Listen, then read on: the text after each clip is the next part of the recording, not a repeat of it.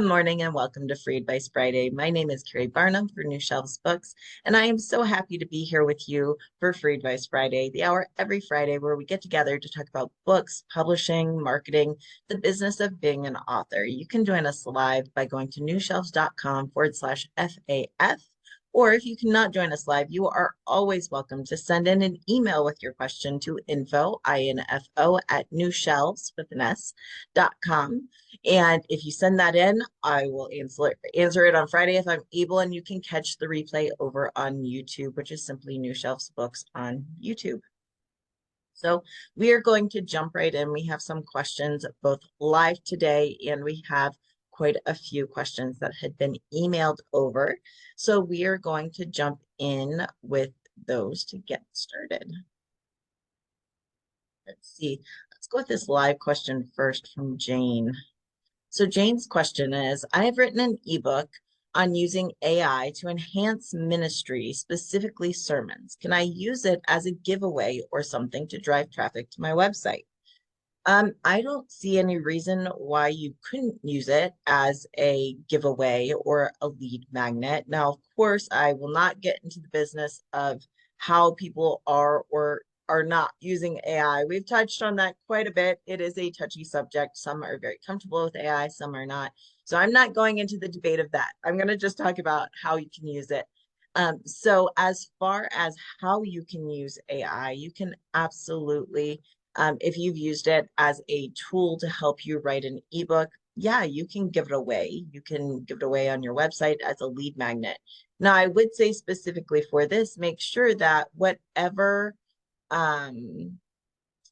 you're using it for, I would just keep in mind who your audience is. So if you are really specifically talking to sermons and ministry, keep in mind, is that your readership? Is that the people that you really want to bring on to your email list, that you want to cultivate and grow your audience? Because you will be training all your algorithms and all those things. So I would just keep in mind that whatever topic you are giving away on a leader magnet, think about how it ties into your platform. Now, that's not to say that you can't, I mean, you can write horror novels and give away a children's book. Absolutely, you can. But if you're using it as a tool to build your audience, just think about how you're using that. Do you need to keep it separate from your main audience and things like that?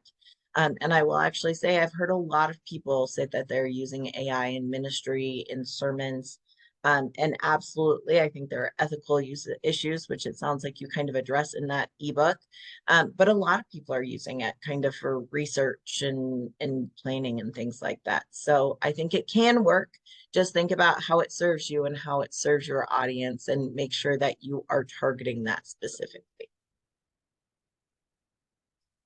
Let me see. Our next question that we're going to cover is with ebook as well. So Terry's question, I want to move my ebooks from a hybrid publisher's platform to my own KDP account because they're keeping part of the profit and I would like to make all of the profit. Do I just have them take my ebooks down off their platform, wait a week and publish my ebook files on my KDP account? Must I then have them linked to Amazon? Essentially, the question I think, Terry, is if you are going to take your ebook from a hybrid publisher, if you're going to take the rights back and then republish a second edition is essentially what you'll be doing. So let's cover that kind of an overview. If you are coming from a publisher, a hybrid publisher, maybe your publisher is no longer in business. Whatever it may be, I've seen it all, I promise. Whatever that may be, if it's the case of you wanting to take your book back from a publisher and then actually start using that on your own, there are a couple of steps you need to take first. Number one, you need to look at your contract with the publisher and you need to ensure that the contract you have with the publisher allows you to retain those rights or get those rights back for distribution and sales. So that may mean that you have to give them a 60-day notice. Maybe you have a contract that lasts 7 years. I don't know. But it's really important that you go back to your contract and you find out what it says so that you can start taking the steps needed so that you can start getting your rights back. So that's step number one. Step number two, when you get your rights back, it is so, so important that you get a letter. It's called a reversion of rights letter. And the reason why this is so important is because more and more what's happening is when you do go to upload your book on KDP, when you do go to upload your book on IngramSpark, they are scanning your files and they are realizing that this book was already published by someone else. So they question your right to publish that book. So what happens is that you then need to go and send them the reversion of rights letter. I promise you want to get this prior to start publishing rather than after. It will make the process quicker and just easier overall. So I highly recommend that you get that reversion of rights letter. So number one, you're going to check your contract, make sure that you can get the rights back to publish your own book under your own accounts. Then you're going to get that reversion of rights letter. Next, now that you have your reversion of rights letter, you have everything you need. The book is yours to publish. You need to double check those files that you have. For example, you may have your PDF files for your print book and you may have the ebook files. But whatever you have, you need to make sure that it's updated for you. For example, if you're doing a print book, there's probably on the copyright page information about the publisher, ISBN, and different things like that that are specific to the publisher.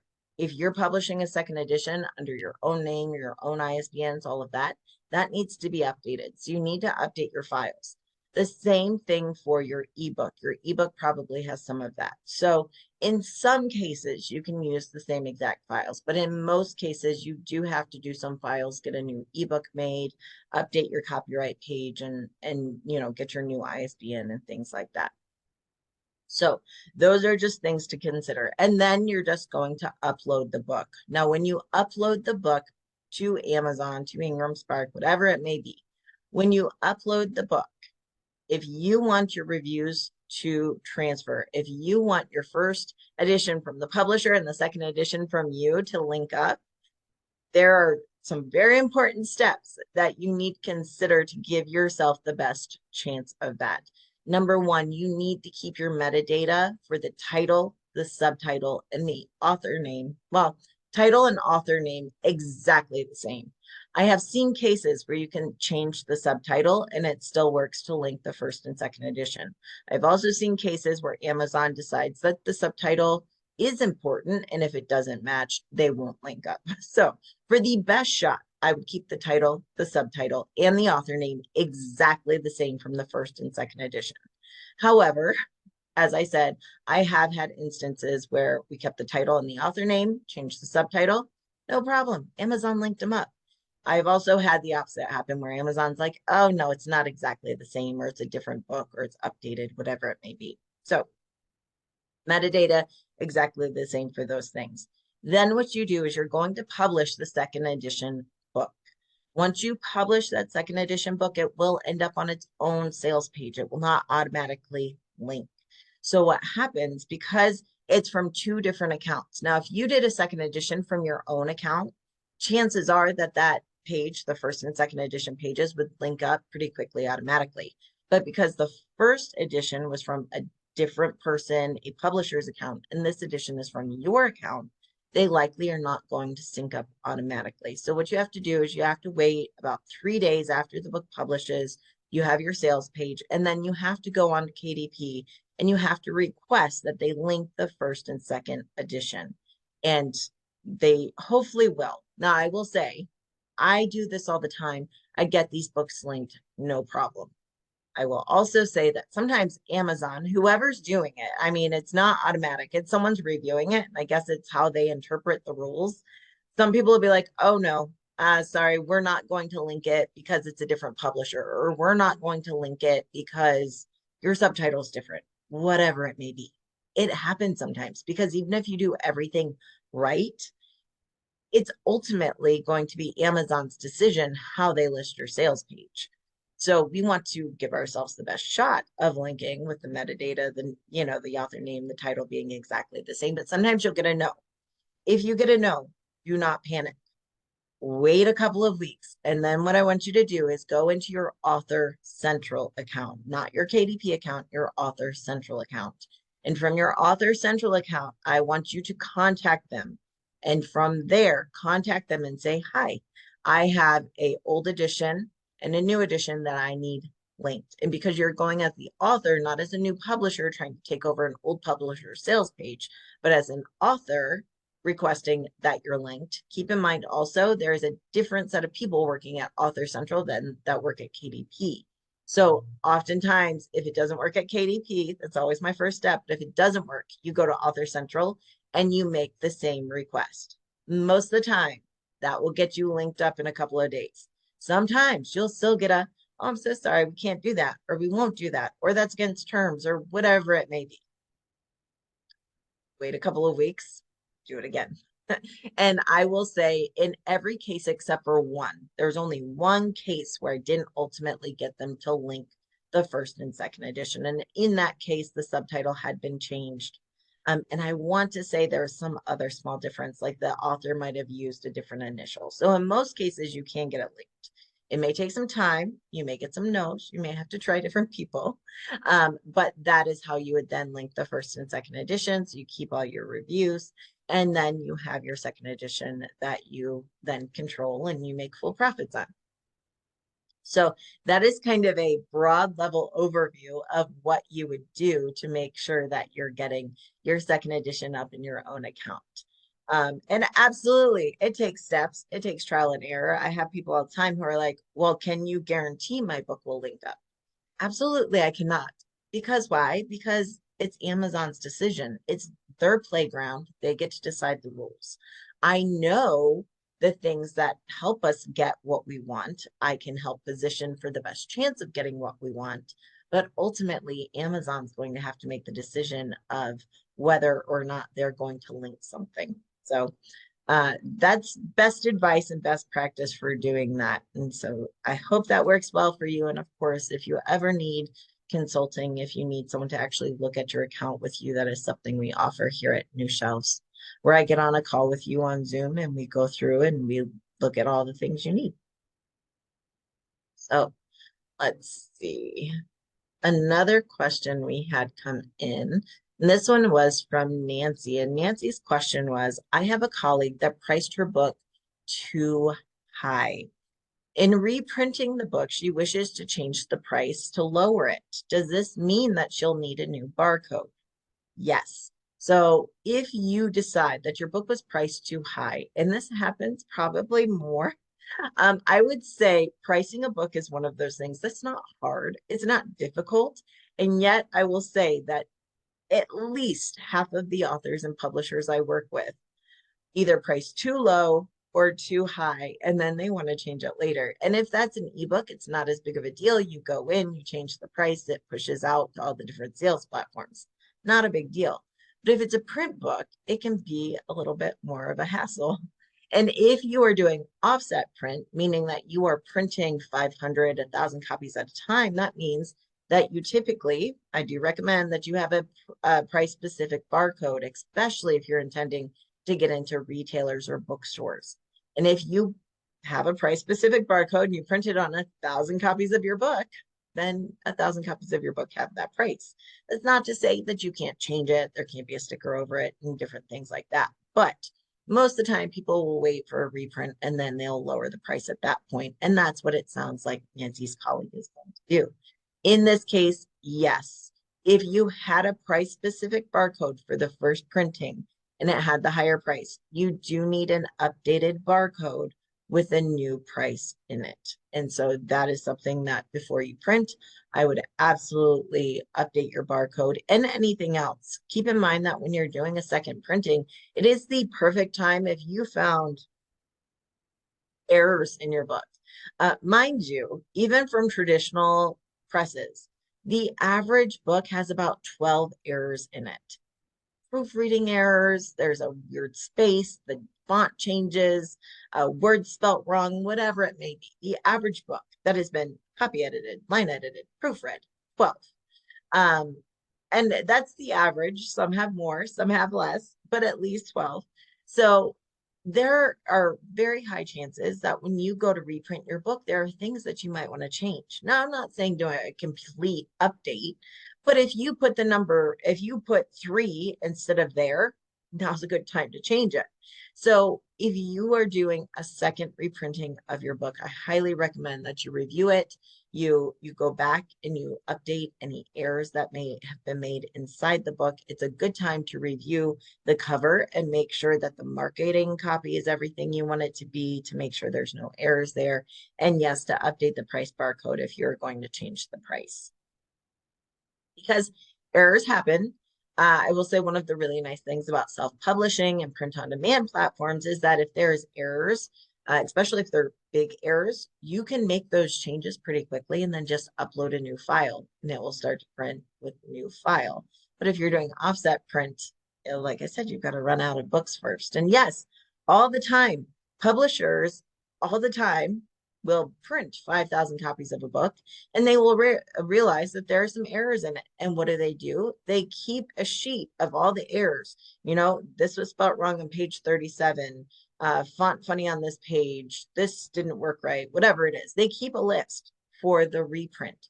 They don't stop selling the books, or in very rare cases. I will say there was one book that came out, it was a nonfiction title, and it came out like 2 years ago, and it had so many printing and proof errors that they actually pulled it. They took the loss, which would have been a magnificent loss for the amount of copies that were printed for this book. They took the loss and they reprinted after proofing the book again. But in most cases, especially for minor errors, or, you know, if it's under 15, they're still selling that book. They're not going to pull the book because there was a little tiny error on it. I promise you, because they'd lose too much money. And so it's part of publishing. It's just part of what happens. Misprints, and then we say, oh, look, you have the misprint. That becomes the special edition later on. You know, that hard to find edition that had that big misprint that the author happened to sign, and now it's worth like hundreds or thousands of dollars. It's special now. So yes, get to your answer. Yes, you need an updated priced card. Another question that came up also with printing offset book is, Keri, what is your opinion of printing book awards on the covers? If they are not gold awards, especially, what if they're silver awards? We're going to be doing a second printing soon, and I'm wondering what you think about doing these. Should I put them on the inside of the book? Should I put them on the title page? How do I showcase these awards, and do I print them on the cover? Here is the thing. I don't typically recommend that you print an award on your cover unless it's prestigious and well known and you won gold, because some bookstores, some places don't like those awards all over it. Sometimes it makes it hard to see the title. I have seen book covers, I kid you not, I've seen book covers that they insist on putting every award on the cover. There are 12 awards dotting the cover, and suddenly what was once a beautiful cover design suddenly is not beautiful anymore. It's hard to see, it's hard to read, and no one really likes that. So I don't recommend you do that. Now, I will say that I have seen awards that were printed on the back of the cover. So rather than the front cover, I have seen where someone had, I don't remember how many they had. They had like 6 or 7 awards.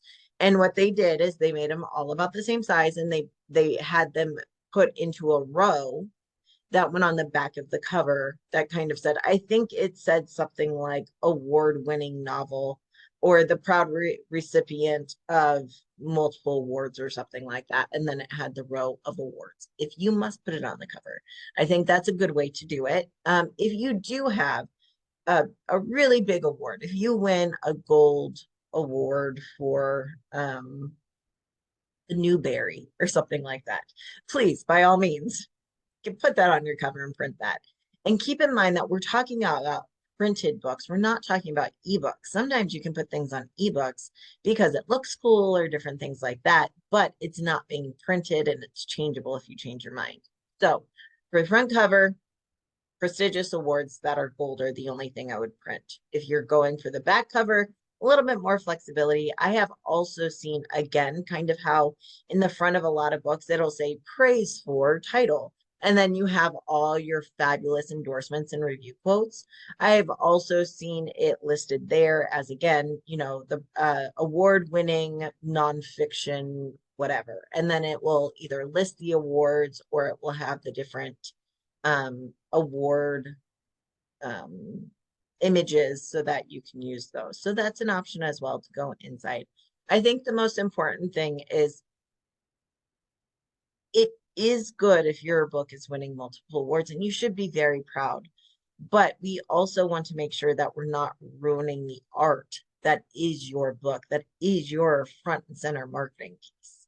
So a little bit of humble bragging is fine, but also we don't want the brag of those medallions and things to take over your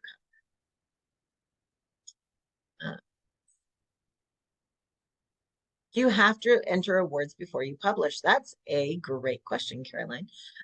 No, you don't. Some awards you're required to submit in the year of publication. Some do have to be submitted prior to publication, but really you do not have to submit prior to publication. Some awards, it doesn't, like, I think there's actually an award that is for books that were published like within the last 20 years.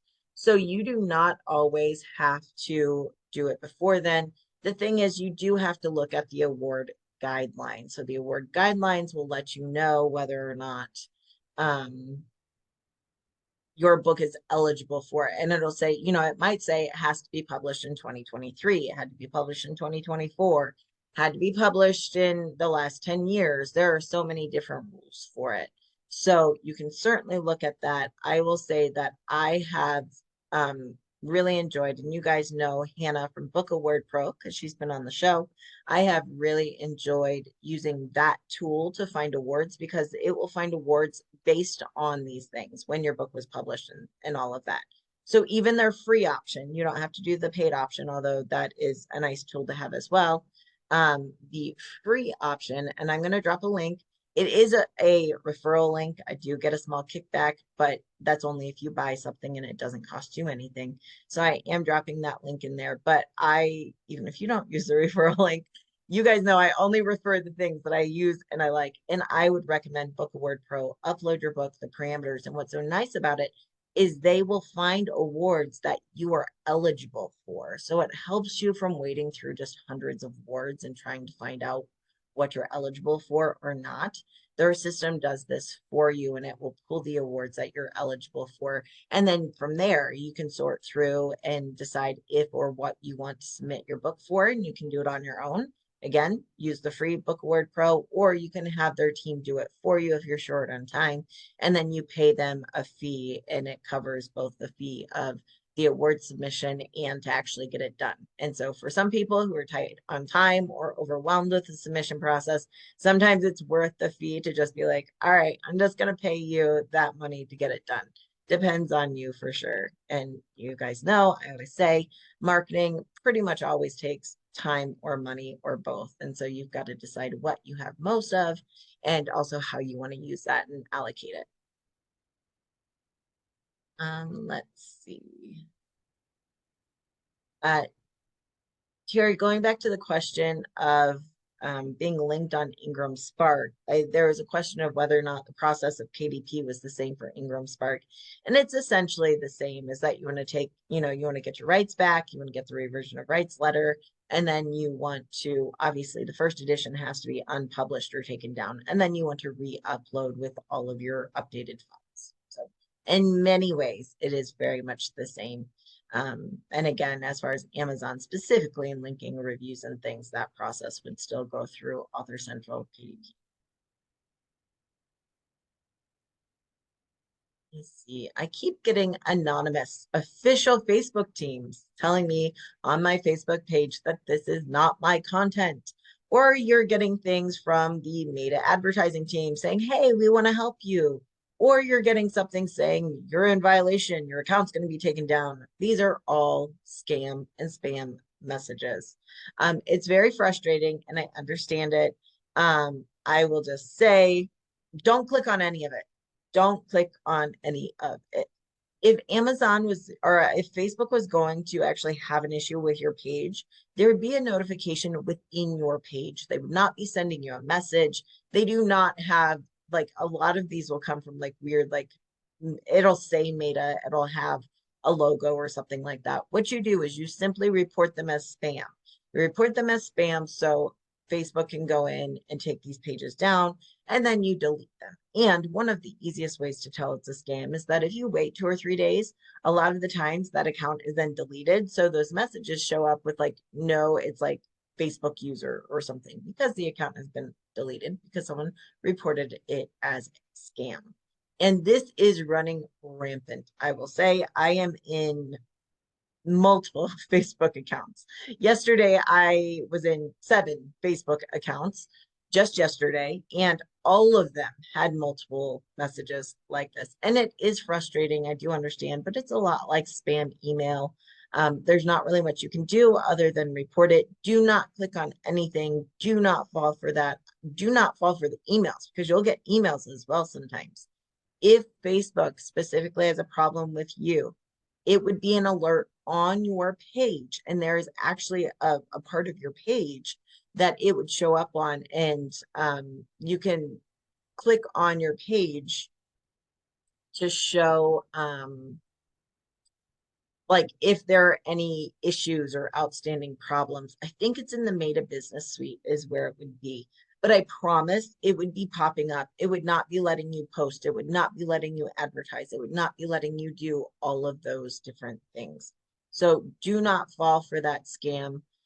It is frustrating, and I'm sorry that you're running into that. Many people are, but just know it's not you. You're not doing anything wrong. You're not doing anything.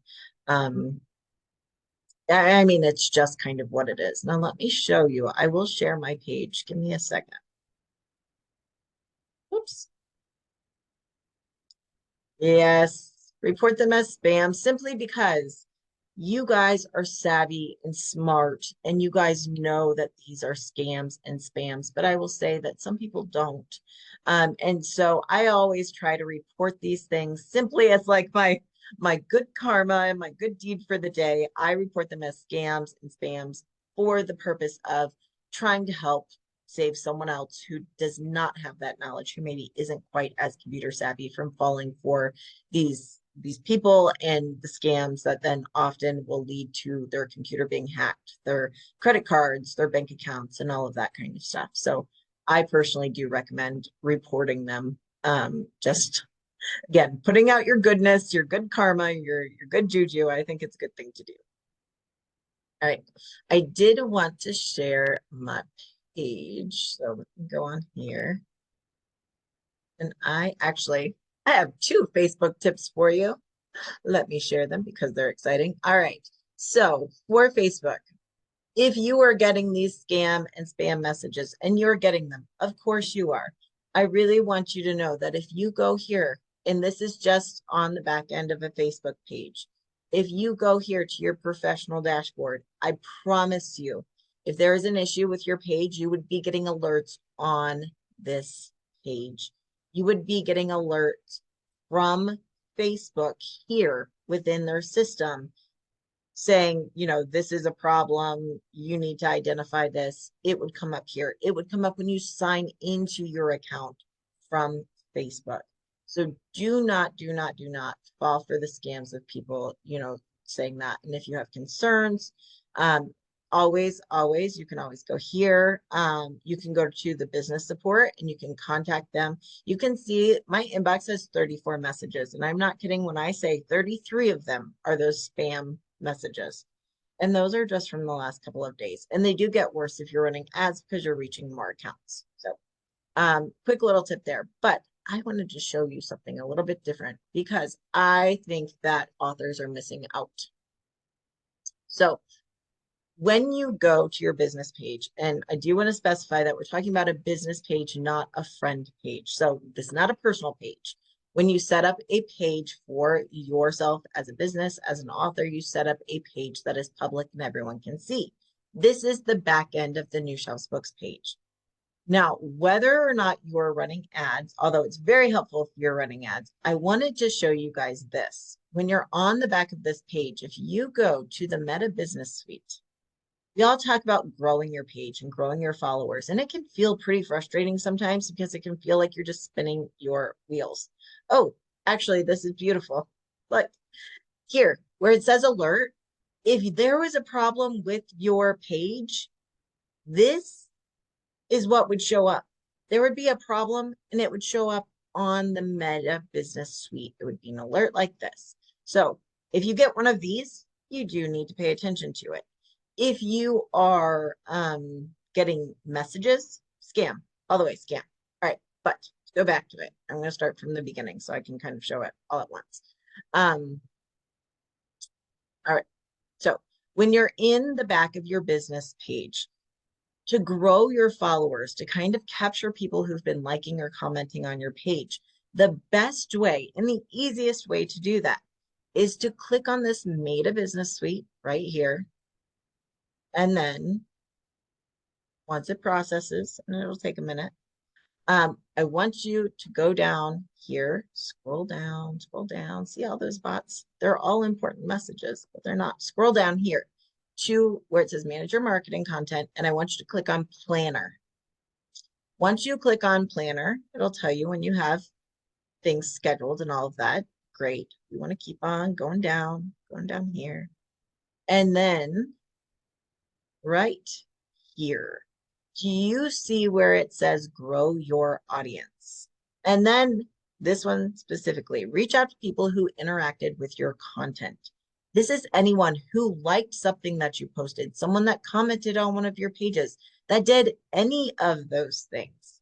You click on this button here that says send invites. And when you do this, these are all of the people that have commented or connected with one of your pages recently. And this allows you to invite them to like your page, which is the best way to grow your page because you are inviting the people who've already shown interest in your content by doing it. And you're not inviting them one by one. You can simply come here, choose reactions. I'm just going to say, I'm going to skip the angry one. I don't know why they were angry. I could have posted something about the industry they didn't like. I don't know, but I'm just going to be safe and say I'm not going to invite them to my page at the moment. If they are, maybe they don't like me. It's possible. So I'm going to do that. And then you hit this button saying send invites. When you do this, it's going to send an invite to all of those people who interacted with your page, giving them the opportunity to follow your page. You can do this multiple times. It will eventually show that there's no one there. So I can do all the comments. I can do, different things. And this allows anyone who's interacted with my page for me to invite them to my page. Best tip for growing your followers. And I will specifically say, if you are running ads, and you're getting a lot of clicks and you're getting reactions, and you're getting people commenting on your ads, make sure that you're inviting them to follow your page. Not everyone will. However, many of these people will follow your page, which will grow your audience and allow you to keep in touch with them later on. If you are working with a publisher or you're hoping to work with a publisher, you're working with an agent, growing your platform, it's so easy to do. And I will say I did this, and I specifically ran an engagement post for an author that had a meme on it. Just one of those like silly book reading memes that I thought fit her genre really well. I ran a Facebook ad for $15, simply trying to get engagements, more clicks, more likes, loves, laughs, that kind of thing. It got, you guys, I'm not kidding, for $15, it got somewhere around 2,000 reactions. And we were able to use that little tool and that little button right there to invite all of those people who were, commenting on her page and who were reacting to that meme. We were able to invite them, and she grew her audience on Facebook more than 400 followers in 1 month. And the readers, they're her demographic. We're doing the same thing again, and we've already grown her page by over 100 followers this month. So it's a really easy way for you to grow your audience. If you're already running ads, make sure you're getting the most out of them. You're already paying for the ads that are going to your book or your sales pages. Make sure that you are inviting those people to follow your page so that you're getting the most bang for your buck. It's so easy to do. It's accessible through your business page, and you don't have to do it all the time. Do it once a week, do it once a month. I mean, once a week would be better, but once a month, don't care. But go in there and invite people who have interacted with your page to like your page so that you can continue growing your platform without a lot of work. And yes, there will be some people who will follow as a business page instead of personal. Not everyone's going to accept the invite, which is fine, but you can't make friends unless you say hello. And it's kind of like saying hello. So highly recommended that you give that a try.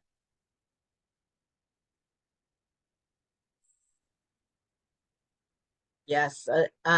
Sometimes I get comments that are obviously scams, like the ones that supposedly come from men who think I'm a warm, beautiful lady and they want to get to know me better. I delete or hide those when I see them. If I click on all the likes, hearts, etc., will it include those people who posted a message that I deleted or hid? It will. And here is what I will say is that if you get those, I like to block those people. The reason why I block them is not only will it get rid of their comment or whatever they said, but it will mean that my profile will no longer interact with theirs. It means my ad money will no longer be wasted on them. And it also means that when I'm inviting people, they're not included. So rather than just delete or hide those messages, I would block the user, which kind of helps get that avoided. And yes, you can use the same platform. You can use that same general area on Facebook to invite people from your personal page. It'll have you switch over to your personal page and you can invite people from your personal page to your author page. Especially helpful for all of those people um, who maybe, didn't know that you had a business page or who you started off with as Facebook friends and you're trying to move people from your personal profile to your author profiles. Let's Yes, those personal pages do have a limited number of friends or followers you can have. And that is why a lot of people are like, oh, I need to move those over. And that's why I recommend you start with a author page and a business page rather than building your personal profile. Even though some people will say, well, my personal profile gets more engagement, so I'm going to use that. Eventually you run into a wall and then it's like rebuilding all over again. Do I have recommendation for training on Facebook ads? Um, I don't. I will say that I know, blanking on his name, I can only think of Mark. There is a system that has ads that are updated. I can't believe I'm completely just blanking on his name. Um, Mark Dawson. There we go. Mark Dawson, he does open it up a couple times a year. It is a chunk of change, but he has training and ads and things in multiple different platforms, and that's updated every year. So that can be helpful. Um, the thing that I'm finding with Facebook ads right now is that so much of Facebook advertising is updating very quickly and things are changing very quickly. And so I will say that right now, I would recommend go into author groups, ask them what they're doing right now, maybe find some YouTube and look for something that's in the last month or so. Um, I have had a couple of people ask me to do like a Facebook course or a training. So I might do that down the road. Um, More time. I just need more time in the day or to never sleep. One of those would be beautiful. But there are, like I said, if you go into the author groups, there are a lot of people sharing free information. They are very helpful. That will give you the basics. So you can always do that. And you can always ask questions for sure, either to me directly or you can ask questions for this.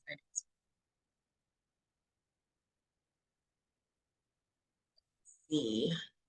Is there an alternate to IngramSpark and KDP for print on demand for homeschool curriculum that contains color illustrations? There are other printers out there. I will say that IngramSpark and KDP they're two of the best for price and distribution to get it out to the right places. But there are places like BookBaby, Lulu, If you're doing offset print, there are a number of places you can go, like 48 Hour Books, Book Vault, lots of different places. So it depends on what your goal is. If you just want it printed, you can even go to local printers, overseas printers. You have a whole slew of options.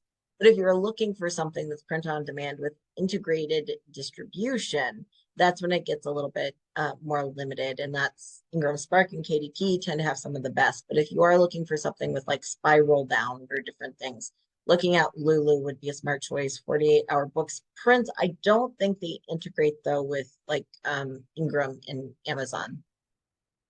But those are some places that I'd start. Book Baby again would be another one.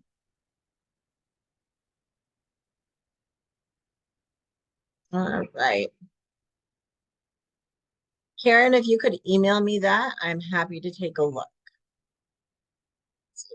And one more question that was emailed in. We did. We had a question from Kate.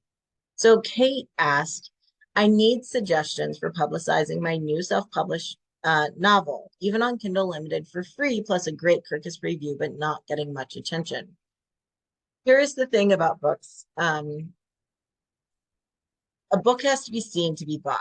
I say it a lot. I'll say it again. I'll say it again like 1,000 times over the course of the year.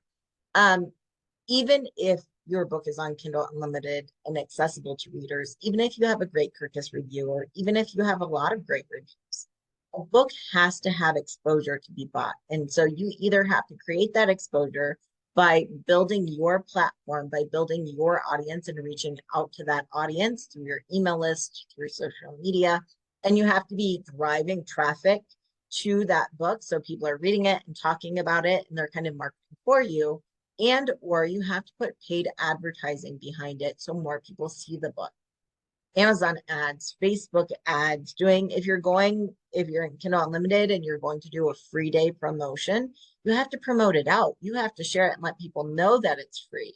So places like Written Word Media for Free Booksy or Bargain Booksy, The Fussy Librarian, Just Kindle Reads, e-reader daily, you have to actually push it out somewhere. So you either have to be driving traffic to your page with your own marketing where you're talking and building buzz and building your community of readers to go read it, or you've got to pay to get in front of readers on other people's platforms. And if you're not doing either of those, unfortunately, it doesn't matter how wonderful the book is or how many great editorial reviews it has, it's not going to sell because no one knows it's there. I don't mean to put anyone down when I say over 4 million books were published last year alone. When we look at all of the ebooks, especially on KDP, and when we talk about this year and all the AI stuff and some not so great books that are being put up, I'm sure that number is even higher. There are a lot of books out there. And if you're not doing something to create awareness and drive traffic, no one's seeing your book. So no one's buying your book. They don't even know it exists. So first, you have to create awareness, and that can be done without paid advertising. You can do it through social media and community building and building your newsletter. You can do it through getting a bunch of really great editorial reviews that are posted in their magazines or on their platforms. You can pitch yourself as a guest speaker or put in a guest blog for someone who has a platform. You can put yourself out for podcast interviews, and you can kind of do the work and the hustle to get on other people's platforms and to provide value so that in turn you get some of their audience, or you've got to pay to be on people's sites and get their exposure and their audience and pay for ads and different things like that. Unfortunately, if you're not doing these things, the chance that a book is going to be selling are so slim.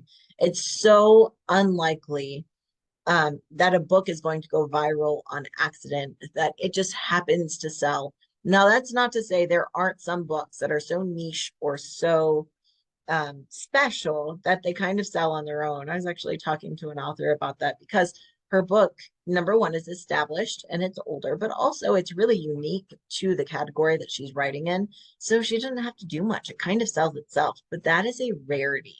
In most cases, you have to market a book. And as soon as you stop marketing a book, that book stops selling. So it's not something where, I'll market for 3 months and then it's done. That's not how it works. You market your book until you write your next book, and then you market that next book.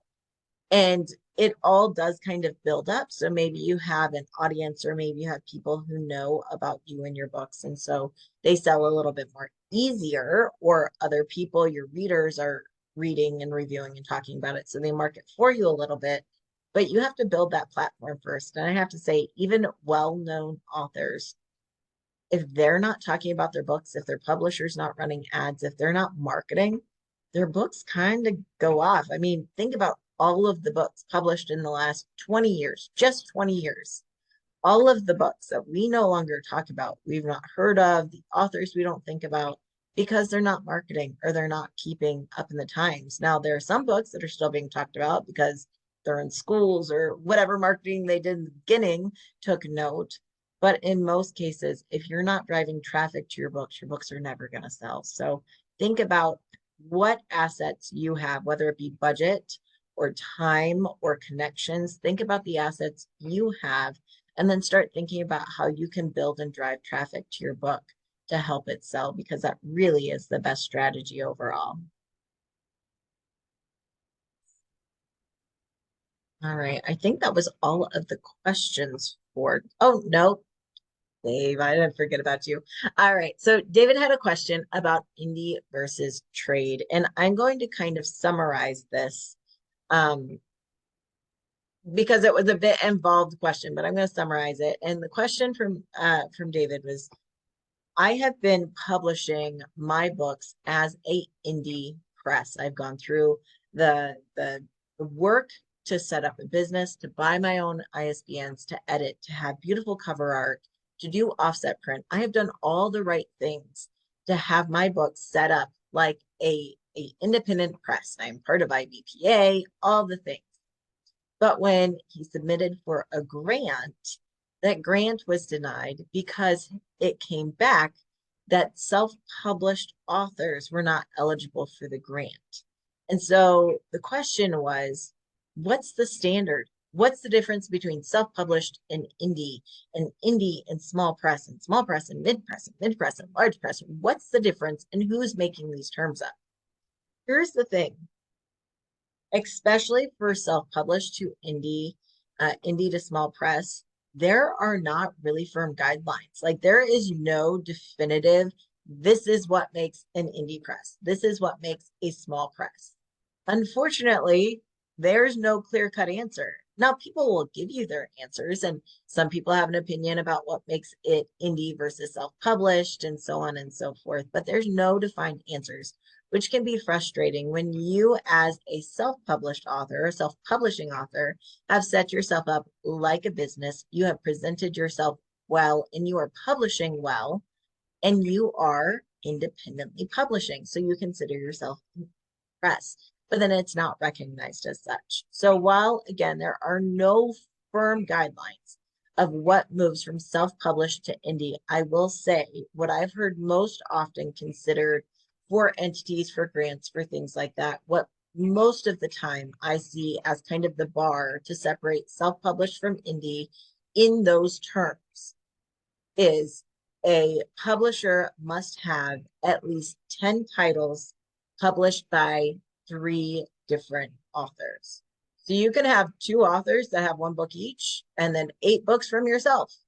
And in many circles I've seen and heard in kind of the standard, that would allow you to be labeled as an indie press instead of a micro press rather than self-published. But that is not a bar that works for everybody. But I have heard that most often as the standard, that you must have 10 titles minimum from 3 different authors, however that breaks down. So I hope that helps. I know it's frustrating when you're doing all the things right and you are applying for grants and things like that. And sometimes you can ask that entity who says, you were defined as self-published, you can ask, do you have a definition of what indie press is for your organization, so that I can better meet those parameters, or so I know how best to submit next time. And that would probably be the best option, but that's kind of the loose option of what of what I've heard. And I'm sorry you ran into that. I know it's frustrating.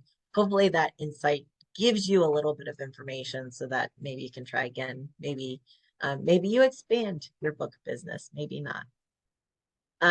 But hopefully that does help. All right. I'm glad that they could respond with their answer. All right, everybody. Well, that is it for today. We're right at 11 o'clock. Thanks for joining me. I should be back next. I will be back I will be back next Friday at 10 a.m. Eastern. You can join us live again, just going to newshelves.com/FAF, or you can email in questions to info@newshelves.com, and we will answer them and put the replay up on YouTube, which is New Shelves Books on YouTube. Thanks for joining me. I will see you guys next week and have a awesome. Bye, everybody.